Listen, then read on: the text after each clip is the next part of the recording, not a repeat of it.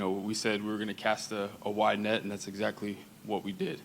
I want to thank Kevin and George for their support and their leadership. Our entire organization is fired up about Ben Johnson.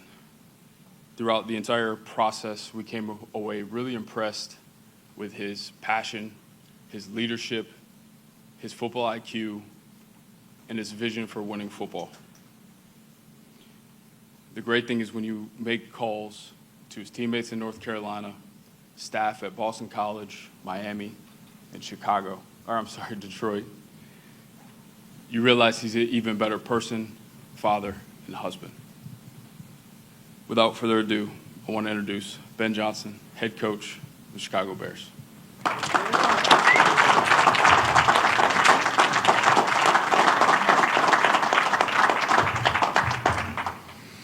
Good morning.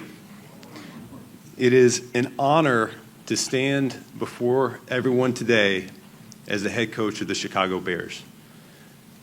I would be remiss not to acknowledge a number of people that have helped me along the way here, starting with where I just came from. Sheila Ford Hamp and her family have been incredible for the last 6 years of my life, making Detroit and the Lions organization a great place for me and my family and raising our kids. Dan Campbell is more than just a colleague to me. He is a friend. He is a mentor. He is a man that trusted me when he didn't need to, and I will forever be in his debt and respect the heck out of him. He's an amazing person. One time someone told me he is a unicorn, and they could not be more true words than that. I appreciate Rod Wood, Mike Disner, the rest of the executives there in Detroit. They were a pleasure to work with, and it was one of the most memorable times being able to turn that franchise around. The offensive staff in Detroit. There might have been some tough nights, there might have been some tough game days, but I do appreciate your support, your understanding, and really your camaraderie at the end of the day. The players, man, this is one of the hardest things to do is to leave a group of men that you love. And I will forever be impacted by St. Brown, Goff, Ragnow. I can keep going on and on and on. One of the reasons you get into coaching is to make the people around you better. But the truth is that those group of guys, they made me a better coach and a better person. They inspired me every single day, and I love driving into work to work with those men every single day. One of the biggest pieces of the puzzle for me is my family, my wife. You have been the rock. I know it has not been easy. One of the most selfish things I've ever done is to ask you to come on this adventure. And you did it full steam ahead, no ifs, ands, or buts. And you've become a fantastic mother and such an incredible partner. This is not my journey, this is our journey. Thank you so much along the way. Rick Smith and Priority Sports, thank you for making this transition seamless for me. Things happened fast once the season ended, and you were able to provide all the necessary information to make an informed decision. Thank you for that. With that being said, I want to thank the search committee here in Chicago. It was clear to me from the beginning that the priorities were straight. There's only one way for us to have success here, and that's the right people in place. George, thank you for trusting the people that you've hired. It is perfectly clear that you're willing to provide all the resources necessary for us to build a sustained winner here in Chicago. Kevin, I appreciate your support as well. You're going to play an integral part of everything that we have going on. And Ryan, thank you so much for trusting and believing in me. What you and your staff have already built here is so enticing. This roster is absolutely loaded with talent already, and I look forward to building it with you. You and I, as we've already talked about, we're going to be in lockstep every step of the way. I cannot wait to work with you. I told this search committee that I wanted this job. And there's several reasons why I wanted this job. The first is this place. For the last 10 plus years, my family and I have been coming up for a Cubs series every summer. And it doesn't take long to realize that this place is special. These people are special. This is exactly where I wanted to raise my family, my kids. I know we're going to have so much fun living up here in Chicago. All right? Number two is this roster that Ryan's already built. It is stocked, it's loaded. Everyone wants to talk about the quarterback, and Caleb, I'm excited to work with you, but it's going to take more than just you. And there are a lot of pieces already in place, and I can't wait to get to work with the rest of you guys. And then finally, I wanted to stay in this division. I know this is the toughest division of football right now. There's 3 teams that made the playoffs this year. I've got tremendous amount of respect for the coaches and the players in this league, having competed against them for the last 6 years. Dan Campbell, Kevin O'Connell, you're talking about 2 guys that are up for Coach of the Year awards as the season ends here. And to be quite frank with you, I kind of enjoyed beating Matt LaFleur twice a year. With that being said, I do have a message here for the players. Get comfortable being uncomfortable. The bar has been set higher than it's ever been set before. The only way for this team and for you as individual players to reach your potential is to be pushed and to be challenged. And that's exactly what I and my staff plan on doing. We are going to push, we're going to challenge. And along with those high standards, there's also going to be a high level of support as well. Everybody in this building is going to be all about helping you guys out. How do you become the best versions of yourselves? That's what it's going to be about from start to finish. When you walk in, it'll be crystal clear the communication, the structure, and the consistency, and that will never waver. Our mission starting this spring is to win and to win now. I get goosebumps right now just thinking about being the head coach of the Chicago Bears. I know exactly what this role and this responsibility requires, and I cannot wait to get to work. Thank you. All right, if you have questions, you can raise your hand. We'll get to you with microphones. Please state your name and outlet before you ask the questions.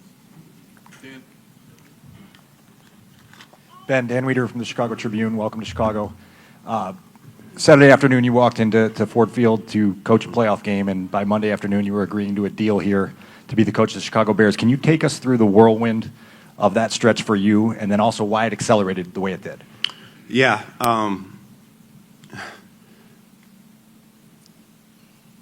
A tremendous wave of emotions follows up when your season gets ended like it did for us.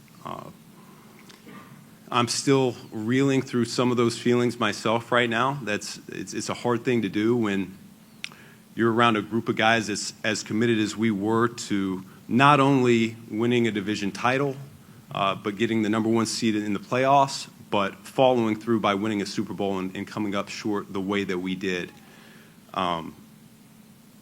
I'm still reeling through that, what I could have done differently, of course. As that game ended and exit meetings happened, information was brought to me about potential situations, and it did not take long for me to realize where I wanted to continue my career. With that, then, when you were exploring the Bears as a possible place to jump to for yourselves, what questions did you want answered from this organization to assure that it was the right fit for you? Yeah, I think to me, I talked about alignment last year when I came back to Detroit, and that was really important to me, was to see that the structure set up was conducive to winning. All those questions were answered throughout the interview process. The guys in front of me right here, George, Kevin, Ryan, I believe in them, and I really believe that we will be able to turn this place around. Hey, Ben. Adam Hogue, CHGO. As you said, Dan Campbell is a unicorn, but I'm curious what you were able to learn from him as you observed him that you feel like you're going to be able to bring to your game as a head coach here in Chicago. Yeah, Dan Campbell is truly authentic from the moment he steps into a building to when he leaves. He's entirely him, and I know everyone talks about being yourself, but he certainly embodied that over the last 4 seasons I was with him. So I will forever take that with me, along with his ability to empower the people around him. I've seen him totally delegate responsibilities, have complete trust in the people that he hires, and allow them to do their jobs. That's something that I plan on taking with me, and will do the same. Ben, to your left. Jason Leisure with the Chicago Sun-Times. Two-part question for you about the quarterback, about Caleb. I'd read interviews that you did where you talked about being very selective about jobs, looking for a place that would set you up to succeed. And my question is, how much of a factor was your belief in Caleb, your assessment of him, and what's your starting point for how you're going to coach him to play the position? Listen, it's clear that modern football in the NFL is quarterback driven. That is no secret. You can look at analytics. Right now, quarterback success is a higher predictor of winning and losing than turnover ratio, which it's been for 20 plus years. Okay, that's changed. So there's no doubt Caleb played a large component into my decision. He is a phenomenal talent that had, as many quarterbacks do, an up and down rookie year. Where I see my role is as a supporter of him. This offense will be calibrated with him in mind. We're going to build this thing. This is not simply a dropping of a previous playbook down on the table and starting there. Nope. We're ripping this thing down to the studs, and we're going to build it up with him first and foremost, and then with the pieces around him next. I really look forward to challenging him and pushing him, as I said before, to continue to grow and develop. Hey, Ben, Courtney Cronin, ESPN. On that note, you looked at Caleb and said it's going to take more than you. And you probably better than anybody else know about the importance of the offensive line, but how long it took Detroit to build that unit. Is that something you can realistically replicate here with your goals in mind? Yeah, I think offensive line is certainly an area that we need to get better play from going forward, something that Ryan and I have already talked about. We will develop a plan of attack for how to get that done, but I'm looking forward to getting an excellent offensive line coach into the building to help develop the young talent that we already have on the roster, and we will certainly talk about acquiring talent to bolster that unit as well. But I was certainly blessed the last few years with the men that I worked with, and that was something I would love to replicate here as well. Hey, Ben. Patrick Finley with the Chicago Sun-Times. You talked about alignment. Specifically, how are you aligned with Ryan? And how do you learn that when you're having a Zoom conversation and you don't know the man too intimately because of this process going as fast as it did? Yeah, so here's what I'd say is Ryan did his homework. People on my end did our homework as well. So Ryan had left Boston College right when I was getting there. There's some shared history there. There's a lot of connections that may or may not have already been put together that people understand. I truly believe in the character and integrity of this man. In terms of true alignment, you're going to have to talk to the powers that be here. They can fill you in on that structure. But We are going to be locked at the hip and connected every step of the way with all the decisions that are made. Ben, Matt Zahn from CBS Chicago right here. Gotcha. You've talked about before spending part of your offseason kind of taking a look at the big picture, what it takes to be a head coach. You know, there have been many great coordinators that haven't turned into great head coaches. What did you learn about what it takes to make that transition, what it takes to be a good head coach? Yeah, the role and responsibilities are completely different, and I'm well aware of that, and I know that a lot of coordinators have failed in this role. Here's what I'd tell you is every step of my journey, whether it's quality control, whether it was position coach, whether it was coordinator, I have found a way to change myself to be the best in that particular job.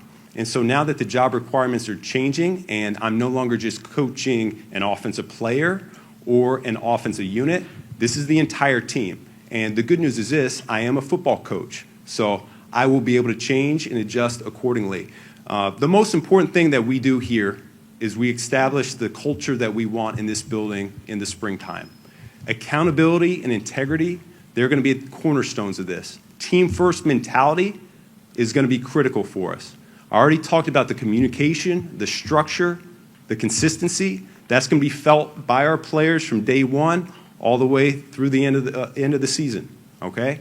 And at the end of the day, we are going to lean on a professional work ethic. We're going to learn how to be pros here in this building. We'll be deliberate and intentional with what we do, and then we'll get out of the building and off our feet. Hey, Ben, Mark Rohde with The Score here in Chicago. Welcome to the city. You mentioned that this roster is loaded with talent. So then when you look back at the Bears season, you know, enduring a 10-game losing streak, does that surprise you that a team with this type of talent endured that? And how close do they not need to make that many changes going into this year? Yeah, listen, we'll evaluate the whole roster. I have not watched all the tape, but I have a good feel from game planning against this defense and certainly seeing the crossover tape with the offense that I feel really confident about the current talent level already in the building. Going into this season, I felt like this place was a sleeping giant. To be honest with you, I personally was more concerned about the Chicago Bears than I was anybody else in this division. Now, there's a number of reasons why that did not unfold, all right, which that's why I'm here. I'll get to the bottom of that, and we'll see if we can't get that corrected and cleaned up. But I was very encouraged with what was already on the roster right here, and like I said before, this division, as hard as it is, really excited about competing here. Was it just the changes that they made going into the offseason that scared you the most about the Bears? Was it Caleb Williams? Like, what was it about the Bears that they were the... Well, personally, we struggled with that defense here for both games that we played them in 2023, okay? So that was a huge deal, was knowing that as much as I struggled staying up at night trying to attack this defense, I knew what that was capable of, and then seeing all the weapons that they have on offense here was really, really encouraging. Coach Deion Miller, ABC 7 Chicago, welcome. We're glad that you're here. You had this opportunity a year ago to be a head coach. You chose not to. Why are you more prepared now for this job than you were a year ago? Yeah, a year ago, honestly, it was a similar situation in terms of being ejected from the playoffs prematurely, how we saw it. And as my emotions got the better of me at that point, I decided quite early on that I wanted to come back and take another shot at that in Detroit. This year, this off-season, summer, I was able to do a lot more thinking and just throughout my head, my process, what it would look like as the head coach, and I just felt a lot more comfortable in terms of making that jump regardless of how the season ended in Detroit. Ben, here to the right. Yep. Pat, the designer, ESPN 1000. When your predecessors came in a very similar situation that you have, quarterback already in place, having to come in kind of midway through, excuse me, this rebuild being done. What is it that you can bring to the table that will make this situation end in a different manner than what we've seen in previous situations? Listen, I can't speak to the previous coaches that were here. All I can tell you is this. Every step along the way, I already alluded to it, I found a way to excel in each job. So I'm deeply committed to finding a way to make this work. My core values really rest on work ethic, selflessness, and poise. And I expect that to be embodied within this team. Ben, over here again, Courtney Cronin, ESPN. You interviewed for a couple other jobs this cycle. What specifically about Chicago tipped the scales in the Bears' favor in you landing here? The people, point blank. The interview process was excellent for me, answered all the questions I was looking forward to, and not to mention the family atmosphere that they clearly outlined was a huge selling point as well. Does having a quarterback, because there's some other teams that don't necessarily have their franchise guy, how heavy did that weigh specific to this opportunity for you? Having a quarterback helps. Ben, over here. Yeah. John Greenberg from The Athletic. You've been in a lot of different offenses. You've worked for different kind of coaches. You seem to have a lot of different influences in what you believe in. Like, how would you describe what your offense is going to be about? You know, Caleb's different than Jared Goff. What would you describe to Bears fans what to expect from this offense? Philosophically, what I believe in is similar to a blast from the past named John Shoup, and that is to make same things look different and different things look the same. All right? We want the defense on their heels. We're always going to be attacking on offense. We believe in multiplicity, and so that's both formationally and conceptually. We're going to make things very challenging on the defense each and every week. We want the ability to morph, whether it's 50 runs in a game or 50 passes in a game, it does not matter. Balance to me is throughout the entire season, not necessarily within the game. And with that being said, those are broad strokes of what this will look like. It's not going to look like it did in Detroit. We have a completely different personnel group than what we did in Detroit. So this entire offense is going to be predicated on the guys that we have available, and that's going to take the springtime as well as training camp to hone in to what that's going to look like. Ben, over here. Josh Buckalter, Clocker Sports. With all that you have on your plate offensively, how involved do you plan to be defensively, and do you foresee any sort of scheme change going forward? Yeah, I think you have to, when you're the head coach, you have to be involved defensively. You have to be involved in special teams. That comes with the territory. And so when you talk about last year, why I went back to Detroit, part of the reason was I had not fully comprehended how to make that all work. I'm at a much better space right now in terms of time management, how I can be involved with all three phases. The whole key to this is being able to tie them together, play complementary football. And so I will be heavily involved both defensively and special teams as much as offense. It's going to be critical that I hire people that have some experience here in this league and I can lean on and I can trust. Defensively, there are a number of guys I want to talk to, and really it'll be predicated on who we decide to go with, what that defense is going to look like. Hey, Ben. Kevin Fishbane from The Athletic. Ryan talked to us about how the quarterback development plan was going to be a big part of interviews and talking to coaches about what the plan is. How would you kind of characterize what your vision would be for helping get a quarterback to where he needs to be? I think it's time on task. It's trust. I've already talked to Caleb. We're going to have to spend a lot of time together. The play caller and the quarterback have to be integrated. The quarterback needs to be able to see the game through the play caller's eyes. In my opinion, that's the only way it works. And so we're going to spend a lot of time together this springtime. Certainly during training camp, we'll be able to see how much headway we can make. But there's already things I've talked to him about that I've noticed in his game that I want to address and I want to go ahead and take a look at early and often here. Ben, as you acknowledge the difference between a coordinator role and the head coaching duties, what gives you the greatest confidence in your leadership skills for this role? Yeah, That's a great question. And here's what I would tell you is what gives me confidence is the players that I was just with and the respect level that they had for me, along with the people that I trusted in that building who would come up to me time and time again and assure me, I'm ready. Chris Spielman, Mark Brunell, the people that were with me, saw me in front of the room, saw me in the meeting room. They believe in me. I believe in myself. I'm ready for this next challenge. You used the word accountability a little bit ago. That was a word that the players used a lot this past season in this building. What does that look like to you? How do you define accountability under your watch? Yeah, accountability is really, we're going to do what we say we're going to do, and we're going to be who we say we're going to be. And if we fall short of that standard, then there has to be consequences to that.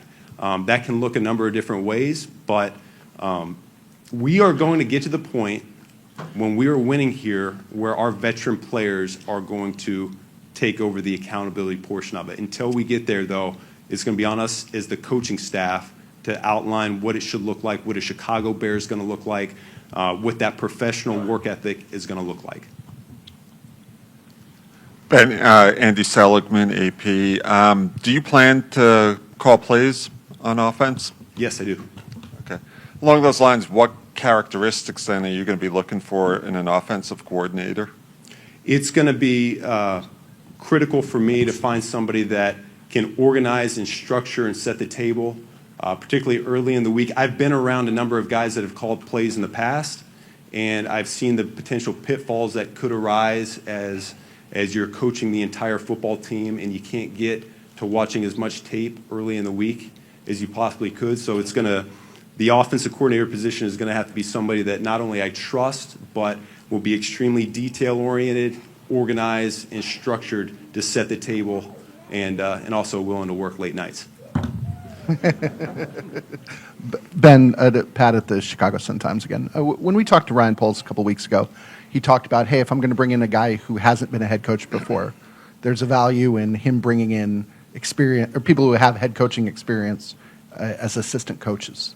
Do you have a plan for that? And how do you know, kind of big picture, how do you kind of know what you don't know, when you move up a chair? Yeah, there's no question that experience, whether it's coordinators or elsewhere within the coaching staff, will be important to me. And that's why I look forward here after we get through this initial madness, if you will, we can get going on the coaching staff. That's going to be a critical part of our success. I really believe that we're going to be able to find some great candidates out there that want to come to Chicago for a number of reasons, but they will be able to help guide and show me the way. The good news is this, is I'm not coming necessarily from a program that has solely won for the last 10 years. What I've seen in my time in the NFL, 7 years in Miami, 6 years in Detroit, is as much not good as I've seen good. And so there are a number of things that I've experienced and I've seen that should help throw the red flag up and help me avoid those potential pitfalls. Ben, over to your right. Nicholas Moriano, the Bigs. One of the things expressed last year by the players that they wanted someone that can enforce discipline in their head coach. How have you enforced discipline in the past, and how can you implement that here? Yeah, it looks a number of different ways. I think the most important thing, and I've already alluded to it a couple times now, is clear communication and structure and expectation. And that's really what we're going to outline. We will set the standard in terms of what it looks like, what it should look like, what it shouldn't look like. Anytime it's not hitting that standard and that mark, it'll be us as on us as the coaching staff to call guys out, and repeat offenders will have to continue to be made an example of. Ben, to your left. Yeah. The stumble bum play that you hit the Bears with. Did you like that one? It was clever. That was a Matt LaFleur special. Was that the start of your job interview here, or were you just showing off? I don't know about that. Did you think about that at all, coaching that game here, when the job was open at the time, that this was a chance for you to make a big impression? I think every day in the NFL is a chance to make an impression. We are very blessed to have these jobs as coaches and as players. It's not something that I take lightly. And I think we have an obligation to each other and to the game to max ourselves out each and every day. Yep. Hey, Ben, over to your right. Josh Friedman with WGN TV. Congrats, and you said your mission statement is to win and win now. Do you believe this is a multi-year process, though, to get back to a playoff caliber team, or can that happen in 2025? There's no question it can happen in 2025. It depends on how hard we're willing to work and how much we're willing to sacrifice, though. Hey, Ben, Adam Hogue again from CHGO. It was a little surprising that you took this job so fast without coming here first. Why did you feel so confident that you didn't need to see the building or see anybody face-to-face in person?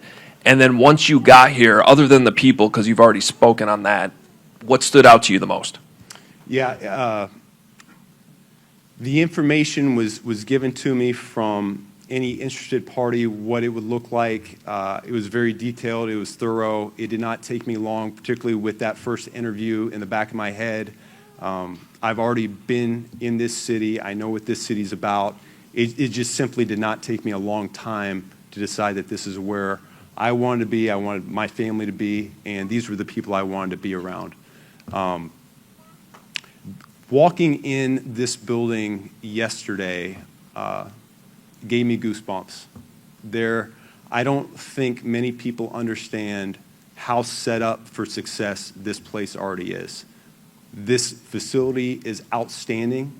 It is an A-plus facility, and I look forward to meeting all the people within this facility and getting to work. Thank you, guys. We'll have a Thank you. this time.